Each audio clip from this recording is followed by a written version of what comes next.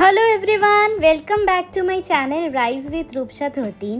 তো এর আগের ব্লকে আপনাদেরকে আমি বলেছিলাম যে আমরা যাচ্ছি হুন্ডার টু প্যাংগং এবং আমাদের রাস্তা দিয়ে যেটা যাওয়ার কথা ছিল সেটা হলো সায়োক ভিলেজের উপর দিয়ে, বাট ডিউ টু ল্যান্ডস্লাইড আমরা অনেকটাই ঘুরে প্যাংগং পৌঁছাচ্ছিলাম। আমরা ক্রস করেছিলাম দুটো পাস, ওয়ারিলা অ্যান্ড চাংলা, আর রাস্তার কন্ডিশন এই দুটো পাসের কিন্তু একদম ভালো ছিল না। আপনারা যদি আমার আগের এপিসোডটা দেখে না থাকেন অবশ্যই সেটা চেক আউট করতে পারেন। তো যাই হোক, অনেকক্ষণ পর আমরা দেখতে পেলাম প্যাংগং লেকের সৌন্দর্য। তো চলুন লেকের আরও কাছে যাওয়া যাক আর শেয়ার করছি এই অপরূপ সুন্দর দৃশ্য আপনাদের সাথে। আপনারা কালো মেঘ দেখে বুঝতে পারছেন নিশ্চয়ই এখনও পুরোপুরি বৃষ্টি থামেনি। আমরা এর আগে প্রায় 1 ঘন্টা ধরে রাস্তায় প্রচুর বৃষ্টি পেয়েছিলাম, তবে যত দেখলাম প্যাংগং লেকের দিকে এগোচ্ছি বৃষ্টিটা কিন্তু একটু হলেও কমেছে। তো চলুন এগিয়ে যাই প্যাংগং লেকের দিকে। এই যে ছোট ছোট কটেজগুলো দেখছেন এগুলো একদম প্যাংগং লেকের উপরেই, তবে আমাদের কটেজটা লেক থেকে একটু দূরে ছিল। দিনের বিভিন্ন সময় এই লেকের জলের রং বিভিন্ন হয়, যেমন কখনো আপনি দেখবেন এটা টারকোয়েস ব্লু হয়েছে, কখনো গ্রিন, কখনো আবার ডিপ ব্লু। তো আমরাও সেই ডিফারেন্ট রং রাস্তা থেকেই কিছুটা দেখতে পেলাম।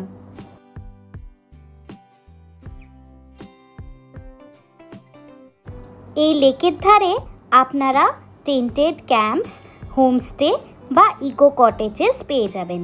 সব কিছুরই বাজেট আলাদা আলাদা, আর কিছু কটেজ একদম প্যাংগং লেকের ধারে আর কিছু একটু আইসোলেটেড লেকের থেকে।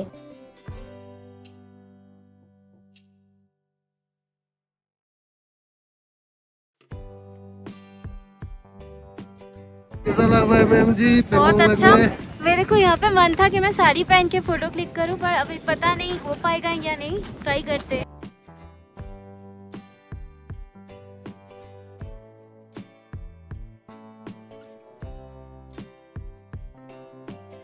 ভেবেছিলাম শাড়ি পরবো, এত ঠান্ডা হাওয়া দিচ্ছে যে শাড়ি তো দূর, মানে কিভাবে যাচ্ছি দেখুন। মুখে মাস্ক লাগিয়ে, আমি তাও মাস্ক লাগাইনি কারণ আমার শ্বাসের কষ্ট হচ্ছে, তাই আমি আর মাস্ক পরিনি। শুভদীপ মাস্ক পরেছে। আমি জানি না, আমার স্বপ্নটা মনে হয় স্বপ্নই থেকে গেল, আমি আর শাড়ি পরতে পারলাম না।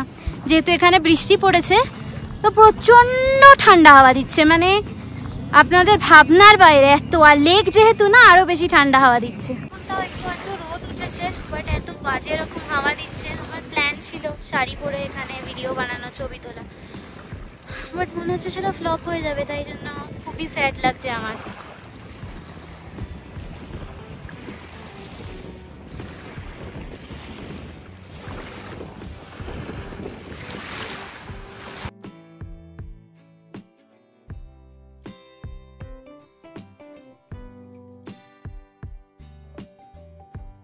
আমার মন খারাপ দেখে শুভদীপ বলল চলো নতুন কিছু প্ল্যান বানাই, আর আমিও তাই এই বৃষ্টির মধ্যে লেহেঙ্গা স্কুটারে আমিও একদম নিজেকে হিরোইনই ভাবতে লাগলাম।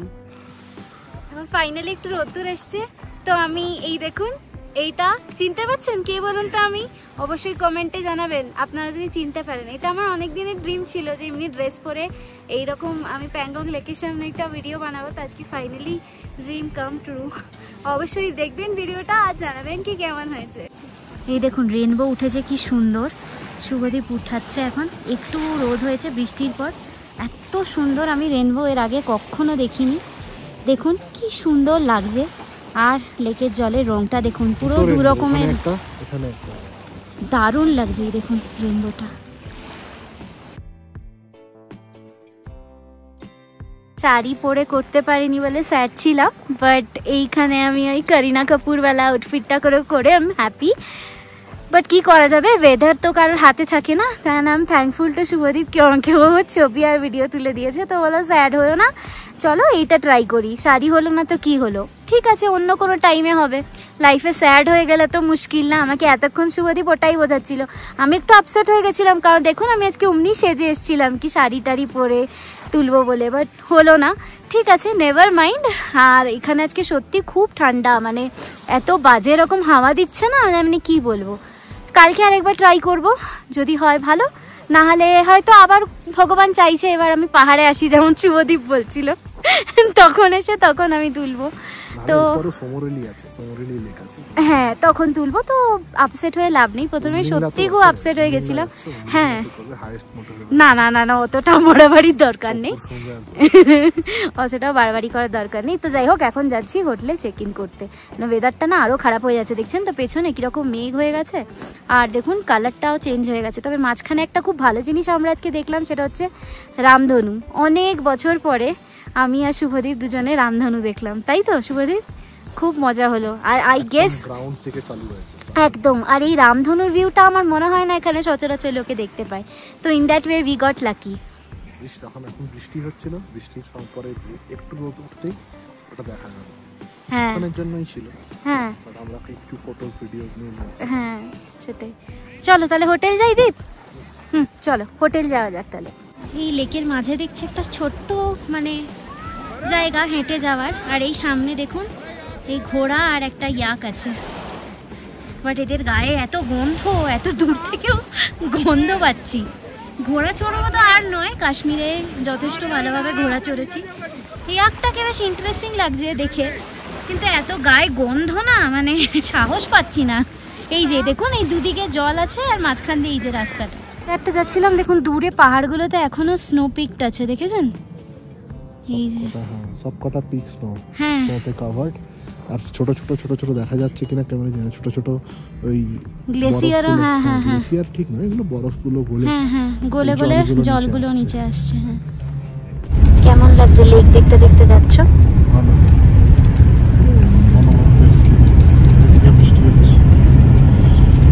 হ্যাঁ হ্যাঁ হ্যাঁ হ্যাঁ হ্যাঁ। হোটেলের পথে আবার দেখলাম বৃষ্টি শুরু হয়ে গেছে। তবে লেক, পাহাড় আর বৃষ্টির কম্বিনেশনটা কিন্তু দারুণ লাগছিল।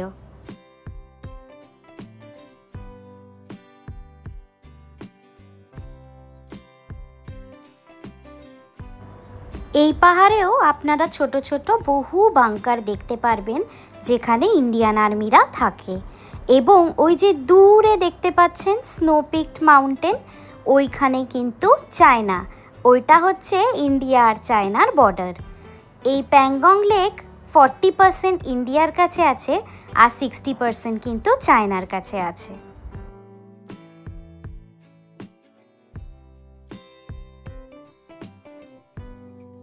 আকাশের মুখ আজ ভারী ভার, আর শুনছি আজ নাকি সারাদিনই বৃষ্টি হবে। শুনে মনটা বেশ খারাপ হয়ে গেল। আর বৃষ্টি মানেই ঠান্ডা, তো ঠান্ডা খুব হলে সেটাও খুব কষ্টকর। তাই সব মিলিয়ে লেকের সৌন্দর্য দেখতে দেখতে এগিয়ে চললাম হোটেলের উদ্দেশ্যে।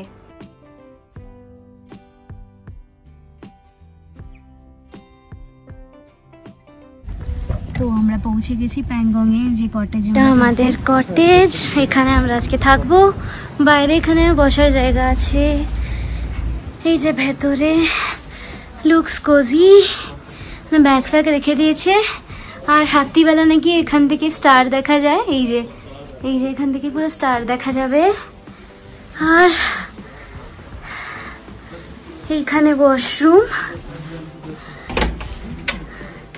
বাহ ওয়াশরুমটা খুব ভালো, যথেষ্ট বড়, পরিষ্কার, সুন্দর ওয়াশরুম। আর সব থেকে ভালো লাগছে না এই ভিউটা, দেখুন প্যাংগং লেকটা পুরো দেখা যাচ্ছে। এই যে শুভদীপ আর দাদা দেখছে, এই যে এখান থেকে পায়ে হেঁটে লেক অব্দি যাওয়া যাবে, খুব বেশি দূর না। তো এটা হচ্ছে আমাদের জায়গা। তো আমাদের কমপ্লিমেন্টারি টি দিয়ে গেছে, তো খেয়ে নিই চাটা বাইরে বসে।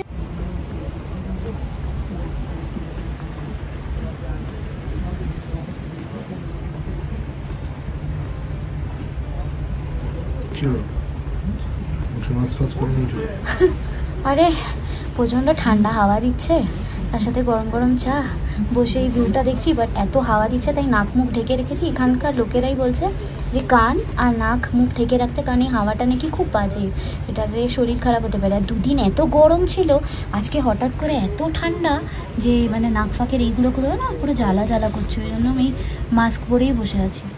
জল খাওয়া হয়েছে।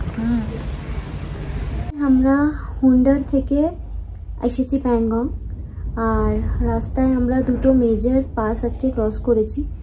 তো একটু হাই অল্টিটিউড ছিল কিন্তু ওয়েল ম্যানেজড। আর তারপর আমরা বিকেলবেলায় প্যাংগং আসি। তখন প্যাংগংয়ের ওয়েদার খুবই খারাপ ছিল, বৃষ্টি পড়ছিল, মানে রাস্তাতেই আমরা বৃষ্টি পাই এবং কিছুক্ষণের জন্য একটু মানে বৃষ্টিটা থামতে আমরা কিছু ফটো ভিডিও তুলি। আর সবচেয়ে যেটা ভালো হচ্ছে আমরা আজকে রেনবো দেখেছি, যেটা সবাই দেখতে পায় না, ভাগ্যের বিষয়। তো আই এম হ্যাপি যে ওটা আমরা দেখতে পেয়েছি। আর ওভার টু শুভদীপ, ওই আপনাদেরকে ভালো করে ডেসক্রাইব করতে পারে। তো ওভার টু। তো যেমন কালকে বলেছিলাম যে আমরা আজকে কোন রুট দিয়ে আসবো, তো অ্যাজ ইউজুয়াল সায়ক ভ্যালির রুটটা ক্লোজ ছিল, কারণ ওখানে কিছু ল্যান্ডস্লাইড হয়েছে বা কিছু একটা হয়েছে, রোডটা পুরো ক্লোজড।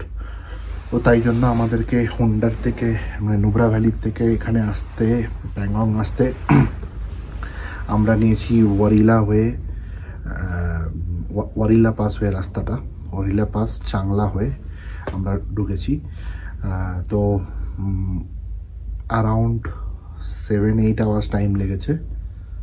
কিছু কিছু জায়গায় রোড কন্ডিশন খুবই খারাপ, আর মোস্টলি 90% বলবো road conditions are good, but ওই 10% ইজ এক্সট্রিম।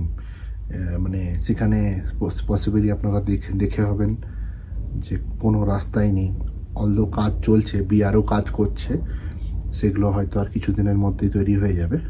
তো আর বেশ কয়েকটা ওয়াটার ক্রসিং আছে, সেগুলো যদি আপনারা যত তাড়াতাড়ি বেরোতে পারবেন তত আপনাদের জন্য ভালো, কারণ তাহলেও তো জল কম থাকবে। প্যাংগংয়ে ঠিক ঢোকার মুখে একটা বড় ওয়াটার ক্রসিং আছে, সেটাতে বিশেষ করে বাইকাররা খুব মানে খুব স্ট্রাগল করছিল। তো ওরা এক একটা গাড়ির মানে বলতে পারেন গাড়ির সাইডে সাইডে ওরা পার হচ্ছিল যাতে একটু ওয়াটার ফ্লোটা কম পায়। তো এইভাবে ওরা, it was challenging, it was really challenging.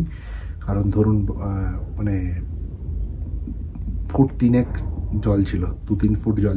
আর শুধু জল নয়, জলের সাথে এরকম বড় বড় সাইজের পাথর আসছে, যেগুলো মানে গাড়িটা অনেক সময়, মানে আজকে যেমন আসার সময় একটা এত বড় পাথর কাঁচেই হিট হয়েছে। আমি তো প্রথমে ভাবলাম কি মানে আমি হয়তো ইনজিওর হয়ে যেতে পারতাম যদি আরো মানে স্পিডে লাগতো।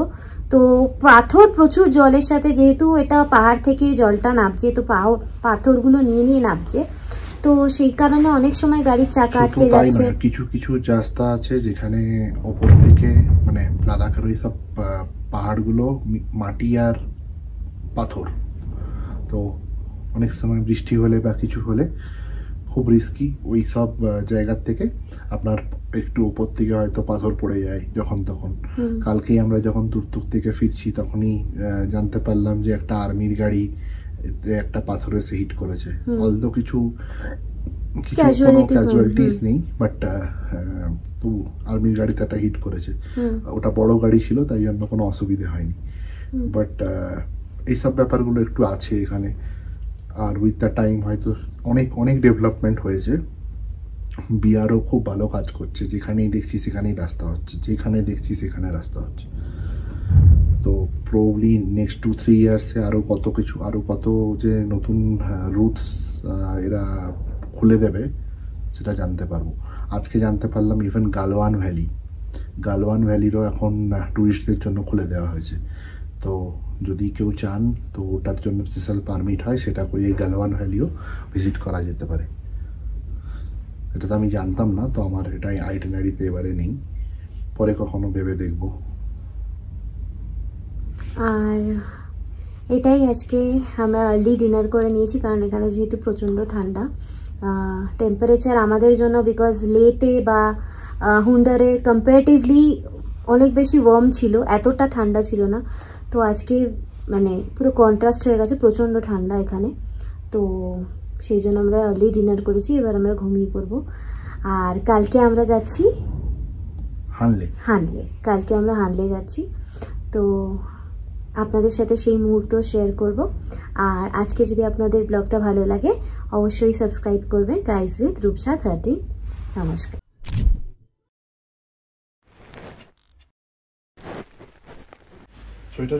আমি এই হোটেলটা এই জন্যই নিয়েছিলাম যে রাতে শুয়ে শুয়ে উপরে আকাশে তারা দেখতে পাবো বলে, এই স্কাই ভিউওয়ালা রুমটা।